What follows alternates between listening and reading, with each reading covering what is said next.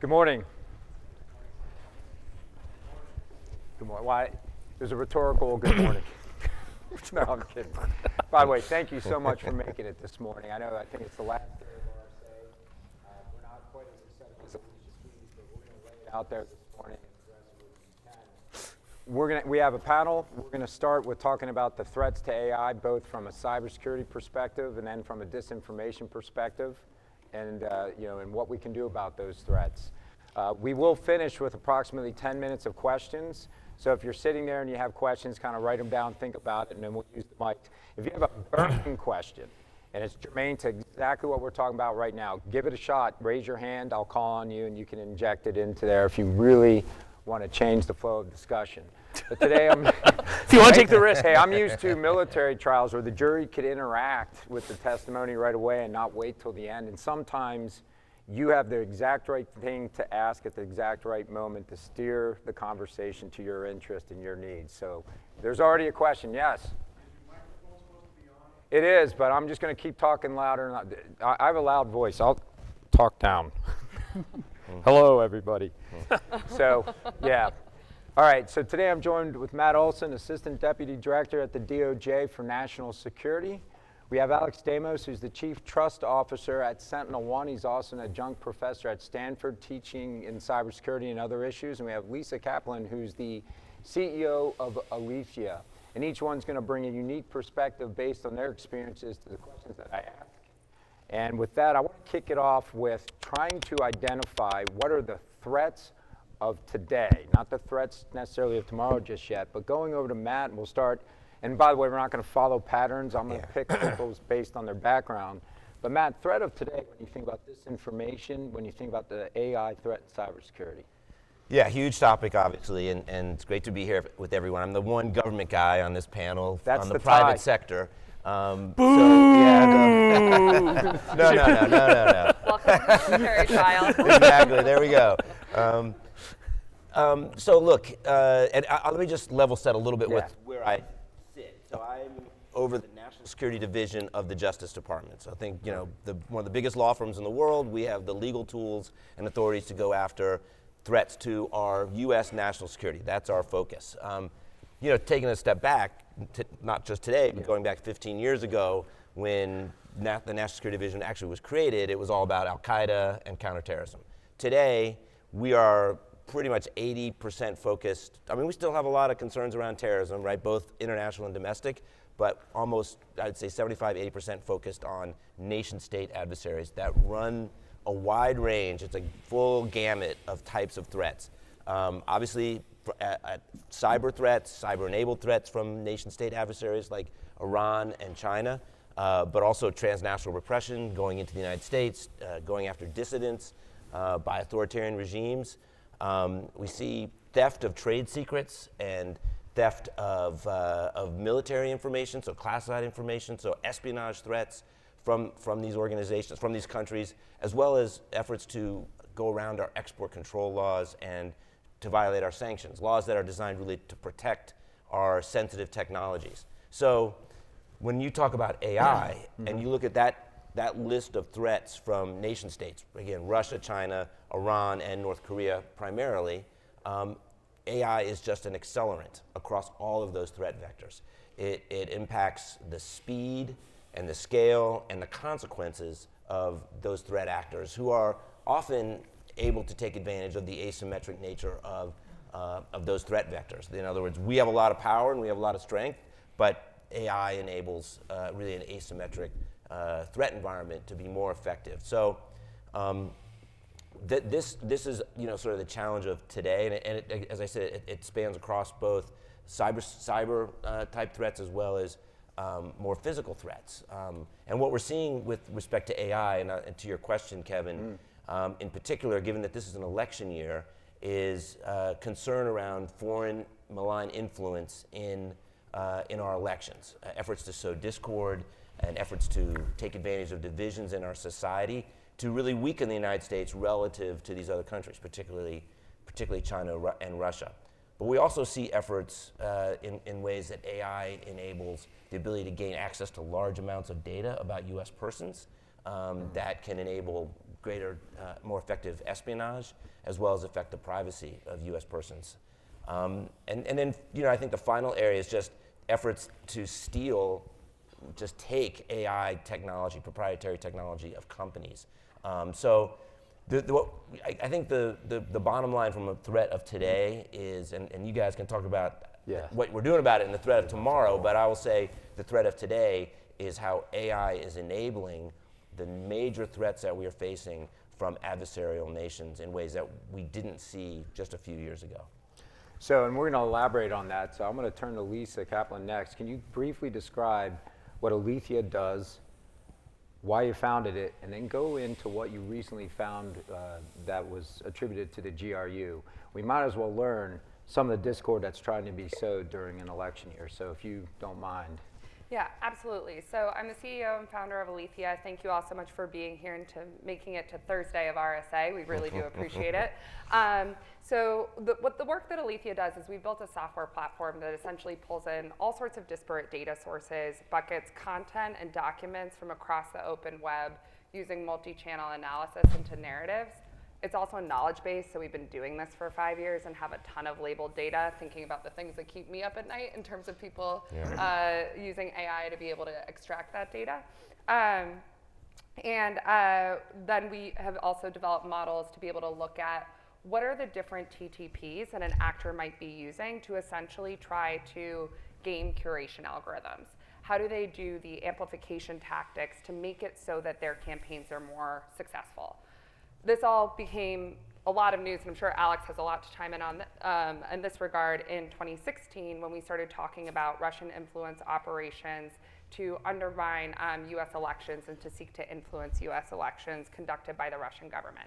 A lot of those efforts were more about being chaos agents. How do you manipulate both sides? What we're seeing now, though, is the Russian government seems to be singularly focused on Ukraine.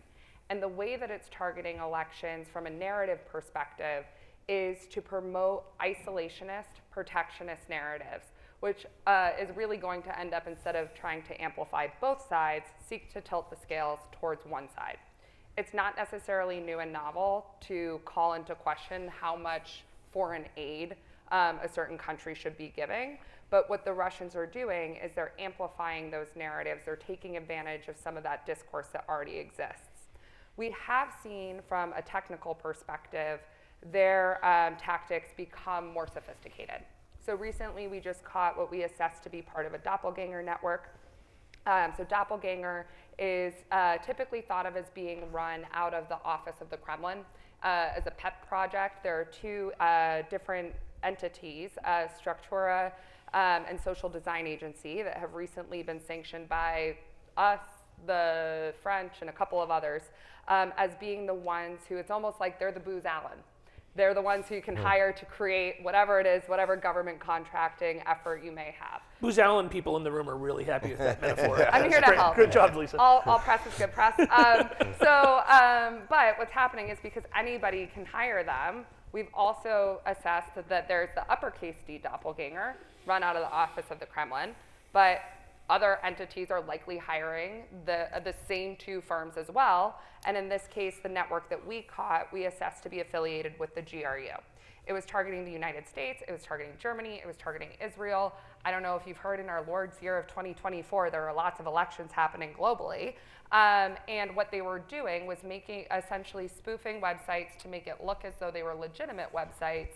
And in order to reach the website for the country that it wanted you to see this information in, you had to have an IP address that made it appear as though you were coming, or that you were inside that country.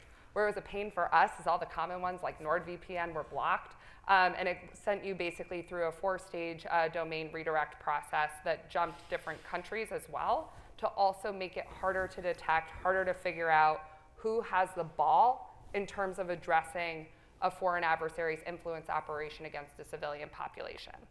They were primarily disseminating this through X, the platform formerly known as Twitter. And what they were doing was they were essentially posting a series of accounts, or using a series of accounts to post original content. Instead of then, and if anybody has ever tried to do this type of work or uses a tool to try to extract data from these platforms for security purposes, you know that these technologies run on Boolean logic, meaning you have to have a series of keywords. So those original posts might be talking about the border and Ukraine. But the posts then, and the way that they use the second batch of accounts, so you have the accounts that seeded the narratives, and then a second batch of accounts dedicated to amplification. They would copy and paste the unique tweet URL, which doesn't exist until it's created, and then spread that and disseminate that by posting it on a variety of different influencers' accounts. They appeared, from my perspective, to be doing some message testing, seeing what would resonate. Elections in the United States aren't coming up for a while, and so this is kind of, if anybody's been on a political campaign, the time to test and learn. They seem to be at least adhering that similar tactic, but we are seeing that shift. China, on the other hand, is going from much more, I would say, focused on China's own perception to becoming that chaos agent that Russia used to be when it came to different types of discourse. But net, I think one trend that we don't talk enough about is we're not talking about a military tactic like enriching uranium. This is fast, cheap, and easy to do. And so we're also seeing a variety of different actors outside of Russia, China, Iran get in the game, including domestic actors as well. So it is good to know that someone's out there looking for artificial amplification of messages, getting digital evidence, tracking it back to sources, and recognizing, hey, we can tie that to the Russian military. And it's influencing the hearts and minds of Germans, Americans, Europeans, and maybe even globally in ways that can't be measured. Again, we're going to talk the threats of today, threats of tomorrow, and then what can we do about it. And talking about the threats of today, let's go with Alex. And Alex, you know, we always say, hey, what's AI's impact on security? And I bucketize it loosely into cybersecurity and its impact there, and then the disinformation. We're going to emphasize disinformation today because I think it's more interesting. But let's close the loop on the cybersecurity side first with you. The cybersecurity threats, and then, you know, kind of give us the narrative there. Yeah, so right now I think AI is a significant net positive for defenders on the hard cyber side. There's a significant difference in the cyber side versus the influence ops side. Yeah. And I think part of that is the natural of what is being created, that these tools that everybody's super excited about are mostly creating human visible stuff, right? So like the magic trick, the card up the sleeve that lets GPT-4 or Midjourney or a diffusion model work is that the output space of the things that this crazy, you know, statistical model can create, that a human being will look at and say, that looks like human written speech, or that looks like a human drawn image or a photograph. The output space is effectively infinite, right? So if you ask GPT-4, write me a story about how Vladimir Putin is actually a hero, the number of things it can write that a human being looks at that's correct is infinite. And so its ability to kind of to do this stuff in a fuzzy way, and I'm not going to say non-deterministic because most of these systems are actually deterministic, but kind of non-deterministic way, a way that's hard to predict, works fine because human beings are so good at taking such a huge amount of space because that's how humans work, right? The problem for using LLMs in offensive purposes is the set of things that you can do offensively. Like the set of, if you find an open SQL injection bug, the set of queries that you can send that get you actually your objectives on target is finite. The number of ways that you can exploit a complicated use after free bug on fully patched 64-bit Windows 11 with ASLR and NXBit and all of the anti-execution protections turned on is extremely small, right? And that's why you have to pay somebody a lot of money to write good exploit code on modern operating systems. And so it's much harder for the bad guys to use it. And so the defensive benefit here is that LLMs are really good at helping become force multipliers for defensive teams. There's not a single CISO I've met where they're like, man, I've got way too many qualified people on my team, right? Like every single defensive team could use more people or use more skills. And AI is being used right now to take a middling tier 1 SOC analyst and make them as effective as your top SOC analyst was 3 or 4 years ago. And I've seen this myself. So at SentinelOne, we've been using AI since the beginning of the company 12 years ago, but those have mostly been like the classifier side, right? Like a number of people have been working on, in the FireEye days, right? Same kind of thing. Like you're training classifiers on huge corpuses of malware. And now with LLMs, what we can do is we've got like this data lake, and you have your terabytes of data go into it. And a human being, if they want to ask a really complicated question, they can just type in English now, show me all of my endpoints that downloaded a binary from a Russian IP address in the last 24 hours. Now, you always could have done that with Sentinel-1, but you'd have had to create this huge query with a bunch of parentheses, and it would take you 20 minutes to write it, and it would break, and you're like, oh, I forgot a parenthesis, all that kind of stuff. And now you just type it in English, and it gives you the results. And then on that, you could do another query. Great, how many of these computers did NTDLL get hooked, right? And in 5 minutes, you could do what used to take a threat hunter hours and hours to do. And so that is a huge, powerful thing. And we're just at the start of that. I think what's going to happen here is that effectively where AI is going to revolutionize security in the eras of security that like you and I lived through, right? Yeah. Like Dino DeZavi, my friend, said, I am old enough to have lived through 2 Microsoft trustworthy computing memos, right? So like every 20 years, Microsoft takes security seriously. And so hopefully both of us are retired by the third one. Yeah, it was 22 years ago that Yeah. Bill Gates sent functionally the same email. Yeah, the exact same email, right? Yeah, they could have. Yeah, and so like hopefully we're both done by the third one, right? The kind of like the 90s, early 2000s era of security was like focused on networks and operations, and that's being revolutionized first defensively by revolutionary operational stuff, and then offensively will be for the thing I am afraid of from an offensive perspective is less on the state-sponsored and more on the financially motivated actors, and that the good financially motivated actors are so automated in their process, right? They've got their private Shodan database of scanning all of IPv4. They've got all their passive DNS data. When the Palo Alto firewall bug comes out, they don't have to go scan the internet. They just go look up in their database of all the open Palo Alto VPN endpoints. They plop the exploit into their kit, and they go and they run that across the internet, and then they figure out, oh, who did I just exploit, to figure out the ones that they want to utilize.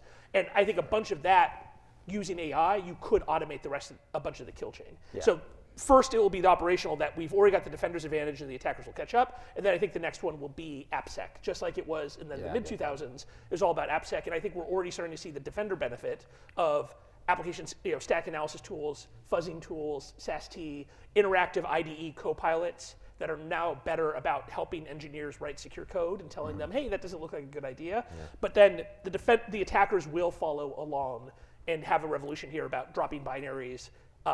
And like hiring a IT Pro reverse engineer to find a flaw in a compiled binary is an incredibly expensive thing, both for defenders and attackers. And we've already got like VirusTotal from Google. You guys already have this cool thing. You can drop a binary and it says this is a Win32PE, and it has 64 and 32-bit parts, and it calls into NTDLL here and stuff. And like, you still have to be kind of a nerd to understand it, but the difference between the person who can understand that and who can do IT Pro super low-level reverse engineering is huge. And I think the attackers are going to start to get that benefit of dropping a binary in, finding vulnerabilities, and then especially the Copilot skills for writing exploits, where they don't have to be the world's best Windows exploit developer. Right. They can have a model that's trained off of what exploits in the wild. Right. Anything that leaks out of the NSA, they can just then retrain, and then the benefit, like they can take Eternal Blue and then repurpose that kind of architecture by retraining models on all the stuff that's come out there.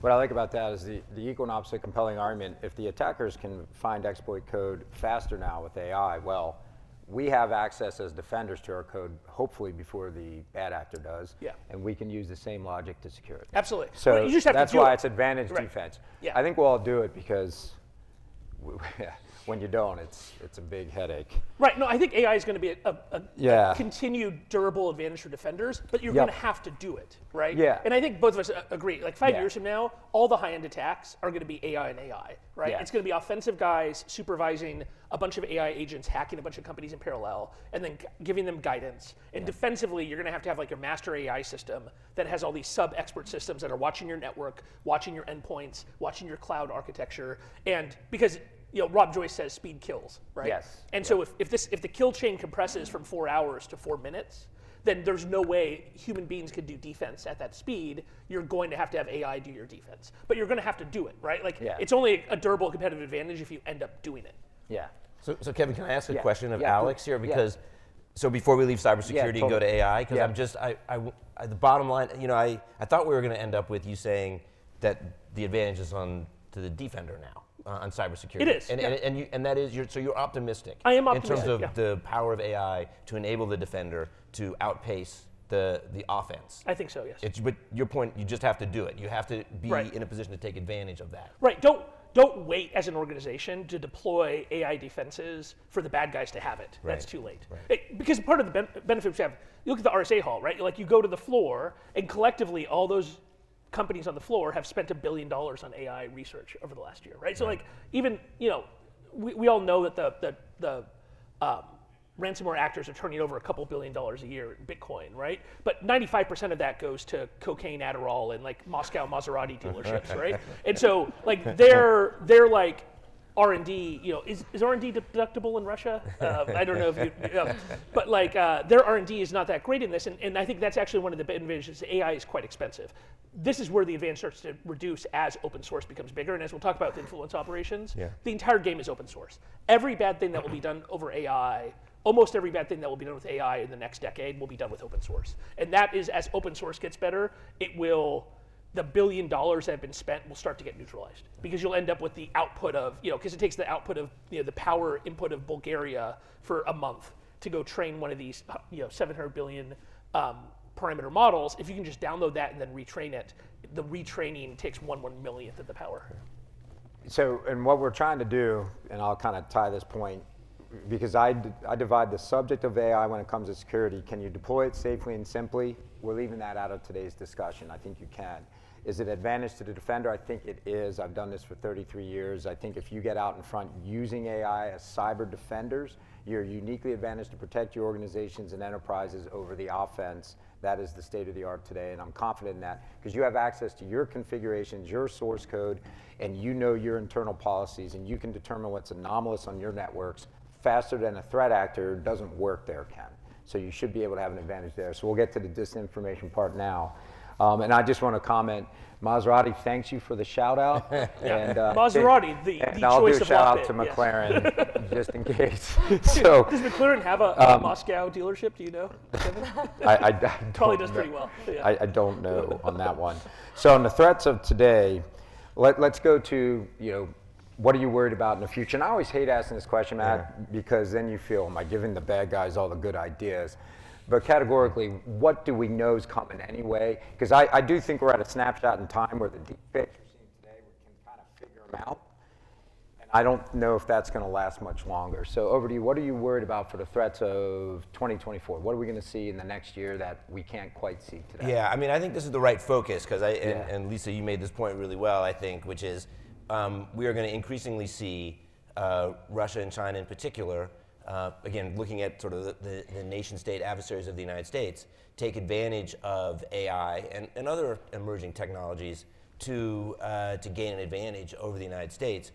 One of the main ways, as you indicated, Lisa, through their intelligence services and their capabilities of developing really sophisticated ways of sowing disinformation and misinformation, and we are not very well positioned legally and from a regulatory and policy standpoint to defend against that. So in terms of the focus on AI, it's that area that I'm most concerned about. We're going to continue to see traditional, just going back to what I said, we're going to continue to see traditional espionage. We're going to see probably, I think, looking ahead, an increase in efforts to steal technology, because we are the world's leader in certain types of technology, including AI. And we're going to see these countries look, instead of trying to develop internally, continue to seek to steal it, whether it's through insiders who are in these companies, who are being recruited by foreign intelligence services, or through cyber-enabled means. So from the AI perspective, I am really concerned, and I don't have to look very far ahead, because this is, as you said, an election year, and there's real incentives for our adversaries to sow disinformation and misinformation and discord within the United States, because it weakens us, and that's the kind of zero-sum game. Lisa, the threat of 2024, what do you think? So 2024 in an election year, by the way, is like my Super Bowl. So please don't ask me a single question about sports. I hate sports, but like buckle up. So we're going to see the adversaries pull out all the stops and all the tricks. The thing about the election years is it's kind of like the time where these adversarial campaigns are ongoing. They're always happening. Democracy is not a seasonal sport, but you kind of wait until the end when everything's on the line to pull out your best maneuver or play or whatever. And I don't even know why I'm trying to use a sports analogy right now. Throw it deep into how'd I third do? base. Yeah, what Alex said. Yeah. But I do think that we can anticipate that we will see a lot of these kind of new tricks coming out. I will point out that we, as to Kevin's point, we haven't necessarily seen real world use of meaningful deepfakes yet. It's definitely coming. One thing that gives me hope is in 2016, we had to be like, okay, everybody slow down. This is what a bot is. Whereas now everybody knows what a deepfake is. So if one does happen, we can say this is a deepfake. I don't think we're set up for it, to be totally honest. I think about it as the preventative side, and then also the once it's happened, what do you do for remediation? So preventative, there are a lot of great technologies that are out there that, none of them are our technology, by the way, that do watermarking so that you understand whether or not something's authenticated, and I think that that can be really powerful. There are also things that you can do tomorrow that are free, cheap, and easy to help protect your organization. Like, for example, one thing you should be worried about is a deepfake of one of your CEO or a board member or a key member of staff. Okay, everybody has an iPhone, take a video so that you have an actual record of what was really said. That's something that you can do on the preventative side right away. On the defensive side, I don't think that a lot of the technologies for the detection of deepfakes are quite there yet. We've seen technologies about 35% accurate. Our human analysts are more accurate at detecting a deepfake, but that technology is going to catch up, and it's going to come to the point where deepfakes are not easily detected by human beings. What that means is, again, really investing on the preventative side will help. It's also an area where, and I'm going to kick it back over to Matt probably, I do think that the legal frameworks do need to catch up. We are in that kind of rare moment where we know this is coming and we can still get out in front of it. As a former health staffer, I'm not holding my breath for Congress to lead on this one. But there are a lot of, I think, very specific use cases of real world harm. So two that I want to talk about really quickly. We have been getting outreach from just people who figure out how to get in touch with us, that their teenage daughters with open Instagram accounts have made deepfake pornography made of them and fake Instagram accounts that then push traffic to OnlyFans. That's terrifying. What is going to happen, even if it all comes down, it's never actually gone. What's going to happen when that girl goes to apply for a job and it comes up in a background check? That's a really big problem. And so that's something that we can start to think about. How do we get out in front of that? The other piece is we are seeing disinformation and manipulated media and other types of narratives start to lead to real world harms. So obvious example of this, there was violence at the Capitol on January 6th. We are anticipating that this election, we won't necessarily have a January 6th moment because everybody's on the lookout for that. But we do anticipate that there will be sporadic incidents of political violence, and we're already hearing from election officials, the rank and file bureaucrats who have been executing elections for decades, that they're getting bricks thrown through their windows. So there is real world harm to these types of narratives, to these types of threats.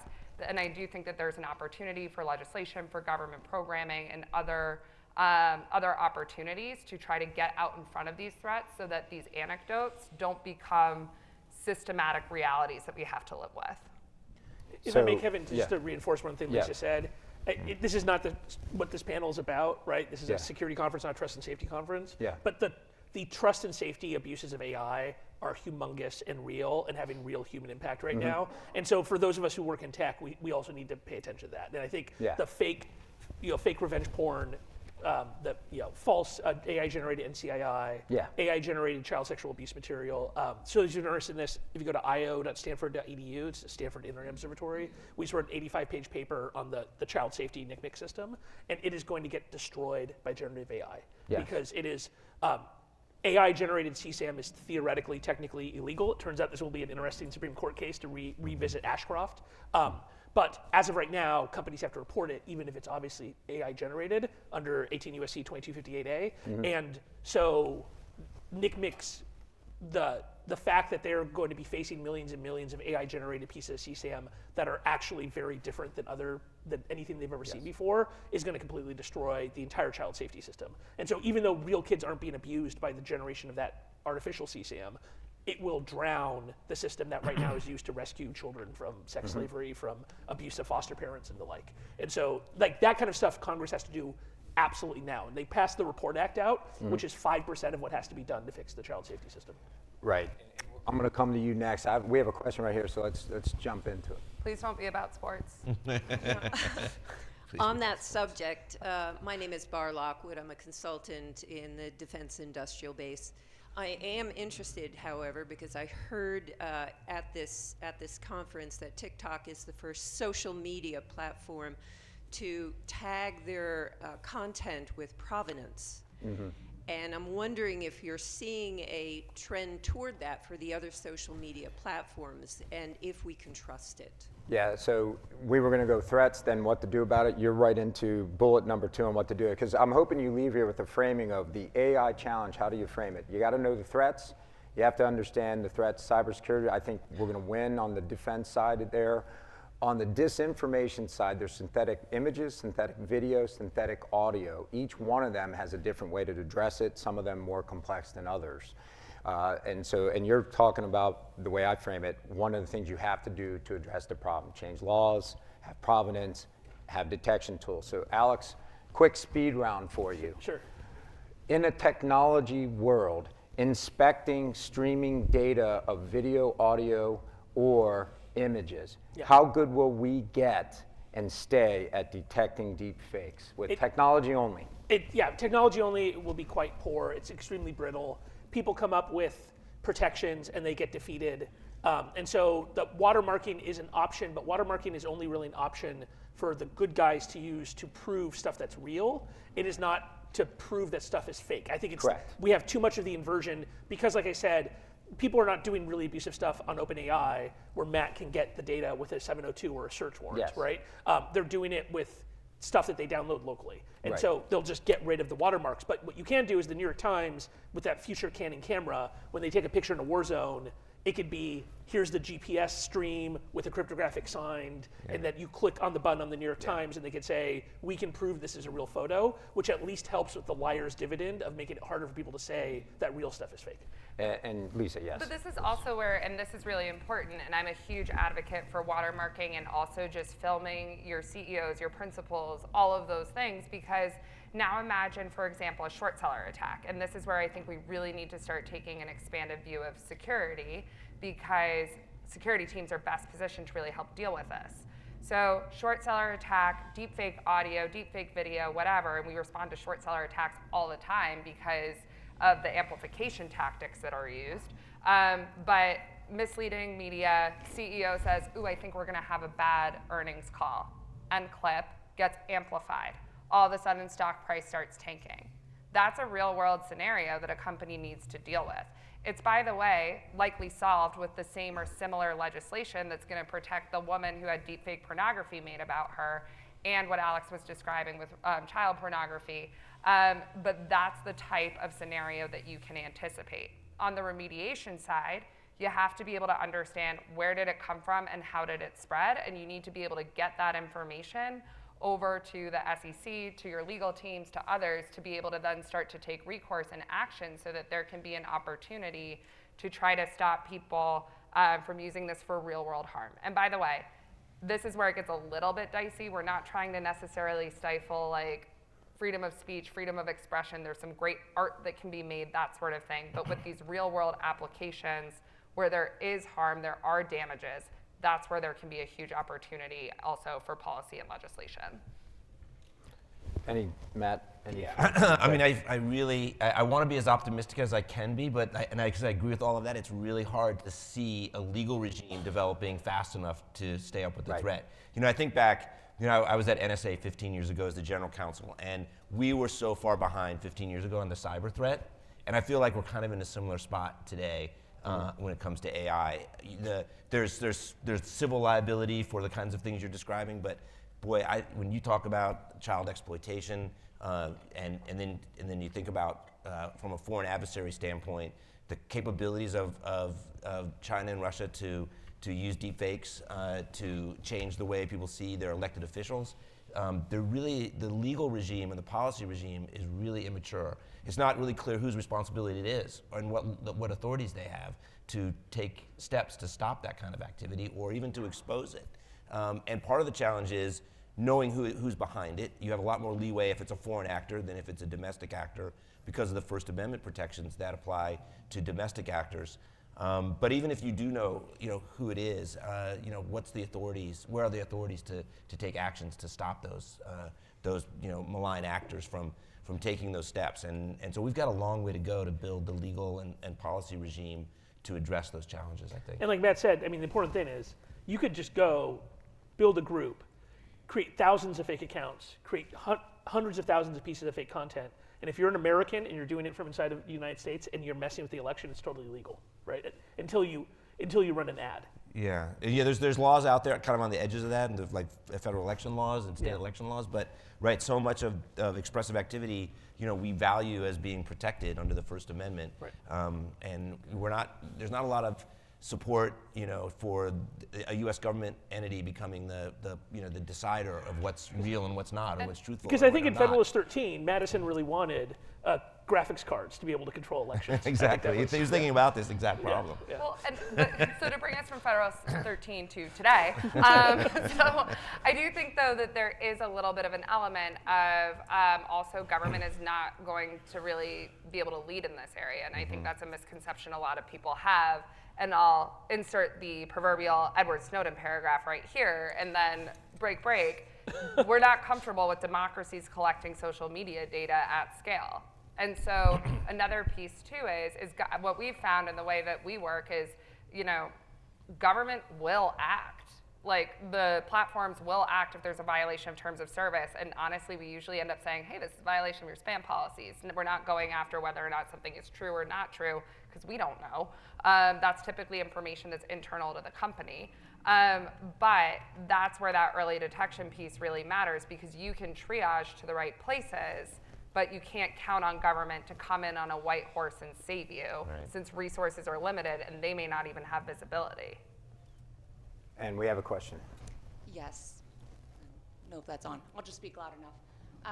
So given that humans are the weakest link, as we saw with the casino breach back in Vegas and a couple of other casinos, how are you training your staff, or how will you train your staff? Because again, the help desk, humans are the weakest link.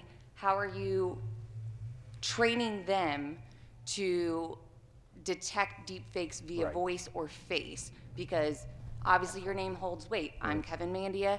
I need my temp password now. I'm locked out. It's very essential. So how are you training that staff? And I'm going to pass that. So I kind of define that. We're using synthetic media to erode trust. We're using synthetic media to erode reputations, and you've heard examples of those. And we're using synthetic media for fraud or to break in, usually audio-based for now. And that's how Russians are buying Maseratis, because they're doing exactly this. Specifically, you're referring to the use of synthetic media to trick and bypass multi-factor authentication to gain access to networks by duping a help desk to help you with CEO's voice or things like that. Does anybody want to comment on synthetic media being used to hack into companies? I mean, it's happening all the time. The difference, this has been a problem already for the ransomware actors, where they'll have like a native speaker of whatever language, like a number, like the MGM was not synthetic media, it's they had people in America. They had could, English-speaking, confident people call in with great scripts, understood how it worked, and you just kind of, and then for most help desks, you can answer every challenge question wrong. And the help desk will be like, well, here's your one-time password anyway. Correct. Which I hate to say it, sometimes I need that because I'm genuinely calling and I can't even answer the challenge questions. It's a process. You have to have process controls, and I think this is being fixed. Of CIOs understand that the process controls have to be in place, whether it's synthetic or not, around extremely limiting what the power of first-line help desk people, with their power they have, and what can be done without a physical, either somebody coming into an office or having something mailed to their house. We got a Google Meet, got a FaceTime, have to have visual response. It has to go challenge back. So if you get an inbound to the help desk, and then goes outbound to the known number from help desk. You have to change your policies, and that's spoken from a guy who was a CEO of a company that got targeted by every ransomware group every Friday. So you will have to change help desk policies. and potentially change your MFA to never actually provide one-time passwords or timed one-time passwords. Instead, literally go to, they have the FIDO chip popped into their machine anyway, and you're just resetting a passphrase. And you have to red team your help desk. Too many people do only technical red teams. You have to have a red team that will call and try to get a reset. Or hire really impolite people to help your company. Well, and also though, so one thing that we've actually been telling people to do, because we think about help desks as also an opportunity to gather intel, right? And so when you're also thinking about it, especially from a disinformation perspective, if you know that a narrative is out there that people might be starting to target you, just especially when we see some overlap in adversary behavior, getting people to ask the right questions and knowing what's not normal versus what's normal, because that can also be a really powerful indicator if that's the first way that somebody's attacking you. And so this is where we also encourage thinking about help desk, communications professionals, anybody who's interacting as what are the things that are weird, and you can teach that. And then being able to escalate that and bring that back is also an opportunity. Question, sir? Yes, good morning. Thanks for a great discussion. Jonathan Cederbaum from GW Law School. I have a question principally for Lisa Kaplan, and that is, how, if at all, do you try to quantify the impact of the misinformation and disinformation you're tracking? Yeah, it's a great question. So we look at a couple of different things. Disinformation actors are pretty sophisticated, as we all know, and the way that the social media algorithms work, it's kind of like going back to my failed sports analogy. So you can run an ad in New England about the Patriots and an ad in San Francisco about the 49ers. Yes. Got it. Those, I was like, so what we do is we end up looking both at the audience, but what we're actually looking at it and the way we think about impact is really risk. So what is the risk that this narrative is successful? Because that can help organizations contextualize, is this a level 1 or is this a level 10? I'm gonna pick on Kevin. If there's a mean tweet about Kevin and nobody sees it and nobody's interacting with it, and even if it could do real world damage to Kevin or Kevin's company, who cares? Keep moving, not a big deal. If it's starting to gain traction, if it's starting to organize a boycott, if it's starting to say, you know, you need to cancel all of your contracts with Kevin because he kicks dogs, and it looks like PETA is going to start a protest outside of Kevin's house, all of those things, then you're in a different situation.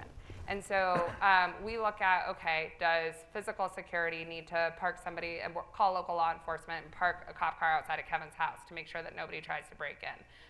What are the actual risks that this is happening? Do you need to do some proactive outreach to your customers? Is there any chance that they're seeing it?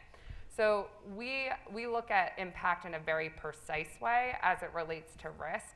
The question around impact, and I assume that this is why you're asking, of like, are these narratives even effective? They can be. Some of them are not as effective as, frankly, real-world people or real-world influencers, and this is where a lot of the fire is coming from inside the house, is what I like to tell people. And so that's another thing that we look at as well, is who's engaged in the conversation and what risk could it actually pose. I think the quantitative social science literature, I think Josh Tucker's work on this from NYU is fantastic. I think the social science literature mostly demonstrates that the spray and pray model of all these fake accounts are not actually that effective. The things we need to be worried about, and this mostly happens domestically, is the manipulation of the big picture narrative, because it changes what the media is talking about. It's changing what real people are talking about. So, like, if you look back at 2016, I don't think there's no good evidence the Russian IRA campaign of lots and lots of fake accounts had any impact, but the GRU campaign and Hillary's emails clearly did, because it had effect on like the actions of the director of the FBI, right? And what the New York Times was writing about every single day. And so that kind of manipulation is clearly working, because you have political actors in the United States who announce, we are going to make the protests at Columbia the biggest story of the week. And we're going to decide to do this, and they push it on social media, and then it becomes on TV, and it becomes in newspapers, even though it's 4% of a single Ivy League school making a stupid decision, right? And that kind of manipulation is what I'm more worried about.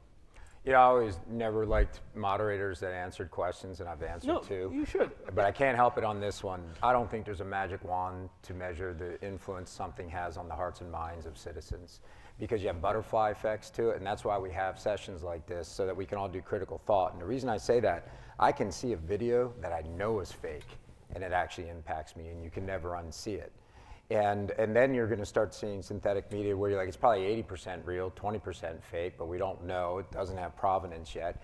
And I'm very concerned we're going to be way behind on the creation of content, the folks who have the platforms that create content getting provenance controls and watermarking into it in time for us to at least be able to say, we have authenticity of this media so that we only have to critically think about all the others. But what is the impact on something that you know is false, but you saw it? I'm still new, that's new to me. Maybe 5 years from now, I'll be like, well, it's a fake video, ha ha ha, that's funny. But I mean, I saw the picture of Putin behind bars and I was like, oh, that's a great photo, but it's fake, you know? But anyway, sorry, I answered my own question. I've always believed there's no magic wand. It's obvious when it has negative impact, period, you can see that. But I mean, the hearts and minds of people downstream, it's really hard to measure. And we're all susceptible. I mean, I do this for a living, and at the beginning of the pandemic, when you couldn't buy toilet paper or pasta and all of those things, and there was that rumor going around that then President Trump was going to implement the Stafford Act and basically shut down the country for 2 weeks so that we would get COVID over with, was going around. There was a text message going around DC, and I got a text from a friend who would have known if this was happening that summarized the text message. And what did I do? I was like, of course this is gonna happen. And I called everybody, and I was like, guys, I know you can't get pasta or toilet paper right now, but you should really try. And it just like made the whole problem worse. And so I do think that there's an element of it does work on individuals, and we're all susceptible too. But so while I agree the spray and pray doesn't necessarily work, sophisticated adversaries will be testing specific narratives, and some of them will work. And so that's where you kind of have to take them all seriously. I had a conversation once with somebody where I was like, okay, well, like this is a Chinese network, blah, blah. And they were like, well, this might actually be good for us. I'm like, I'm sorry, there's no such thing as a good Chinese influence operations network. Get this taken down. So there's an element of that as well. I think an important thing here is one of the lessons here for institutions is they have to communicate with the public knowing that this is going on, right? And so that means being out there with the truth. It also means never telling a white lie. I think like the most damaging thing that happened in the early days of the pandemic that caused lots of problems downstream around COVID disinformation was HHS and the like telling people masks don't work because they were trying to reserve N95 masks for first responders. It was a white lie they were telling for a reason that they thought was a good reason, and that destroyed their credibility when they had to turn on a dime, right? And so institutions have to change how they communicate. You can never create a situation in which what you say is not backed up 100% empirically, and if you're just guessing, then you have to say you're just guessing, because creating that opportunity for then bad actors to exploit is a huge problem. And not to be a caricature of myself, but if anybody wants to talk about Kate Middleton afterwards, I'm more than happy to. Thank you. Right, like they should just it's like your point that they should have come out and not let it fester and come out and be like, hey, dude. Oh my God. And she's alive, but it's bad, right? Yeah. Yes, and that was just the most, nobody was forcing you to do that. That's kind of like when all of the university presidents voluntarily testified in front of Congress, and it's like, what are you doing? And so, right. You can really convince Elise Stefanik. Like she's really open-minded about like just talk to her as a reasonable person. And so, but there are certain things where institutions, I think to your point, need to understand the dynamics that are now out there. I joke if anybody, like if I ever have grandchildren and they ask me what it was like to run Alethea, I'm going to show them the Kate Middleton, Bernie Sanders mitten meme and be like, I had to explain this to 3 private sector companies in 1 week. Like, it's just, that's the world that people live in. And so I do think that to your point, taking that into account, and this is where communications and security really do need to become best friends, because you'll be able to help each other out and prevent a lot of misfires. We only have 2 minutes left, so we got to be very quick. We may get to both questions. Let's go for it if we can. Okay, I'll be real quick. 2 things. In terms of real-world impacts with CSAM, there's evidence out of research rather proving that people that view it are more likely to then offend themselves. So even if it's fake, it has real-world physical consequences. Question though, there's a lot of focus on removal of metadata because privacy. I would suggest that makes it far harder to spot fakes because you've lost all the metadata. Do you have a view on that? Does anonymity support the whistleblower or the criminal? Yeah. So on the both, CSAM, right? Yeah. Both. Yeah. That's the problem. It's Yeah. both. Go ahead. No, it's fine. I was just saying on the CSAM part, like that. I'm not a psychiatrist, but I've read a lot of these research. There's unfortunately, the research shows that 3 to 5% of the male population has a predilection towards these, and that It's there is 20% in the US. Sorry? It's 20% now in the US. Okay. Adult males. Okay, so I'm talking about like the best medical research I've seen is 3 to 5%, and that there is an escalation path that if you start down that path that you often end up and yes, doing this professionally, we used to have a wall of headshots in our room and you look at the guys who are offending on Facebook and you look at their jobs and it's youth pastor, baseball coach, like it's a very difficult space to be in.